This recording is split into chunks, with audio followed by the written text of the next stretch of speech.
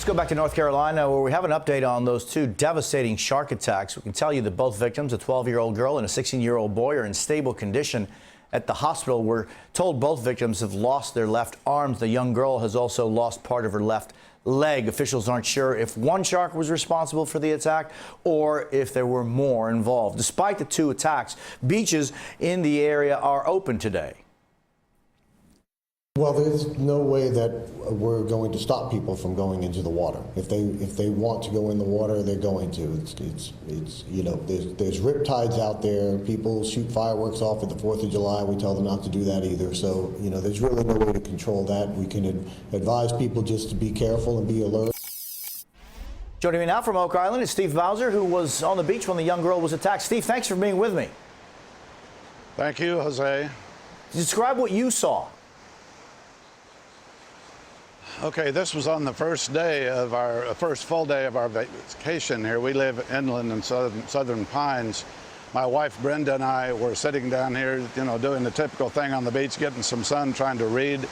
And all of a sudden, as Brenda said, it was like a scene from Jaws. All of a sudden, people are yelling, "Get out of the water, get out of the water, call 911.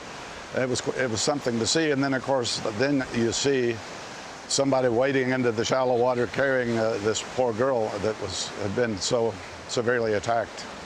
It was quite a shock. And Steve, so Steve, a couple of questions. When you said that people started saying, "Get out of the water, get out of the water," that was after this young girl had been attacked, correct? Yes, just instantly after that, when people realized what had happened. And so everybody got out of the water.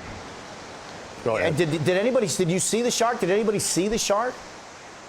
No, I was looking. I did not see any sign of a dorsal fin or anything. Right, and so talk to me about how, because officials say if it weren't because of the people that were on the beach and responded, were helping that little girl during the minutes that it took for her to be taken via helicopter to the hospital, she probably would not have survived. Talk to me about how people reacted to her. Yeah, that's my impression too. She was pale and obviously going into shock. People were swarming around her. There was one woman whose name I don't know, who obviously is some kind of medical professional, and she was barking orders to everybody, fashioning these improvised tourniquets and doing everything. And meanwhile, people keep talking to the poor girl to try to keep her conscious, which she did remain conscious, but she was definitely in a kind of a state of semi-shock.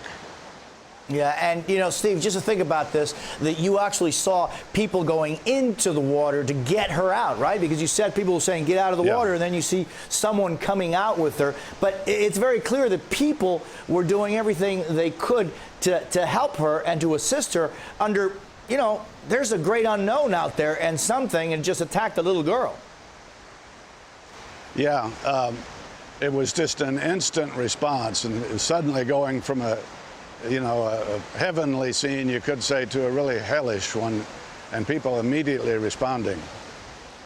And Steve, or Brenda, you back out on the beach today? We're going to go back to the beach. Our daughter and her friend are with us, but we may be wading up about ankle deep, and that's going to be about all, I think. Probably a good call today, Steve. Thanks for being with me. Appreciate your time. Thank you. I enjoyed it.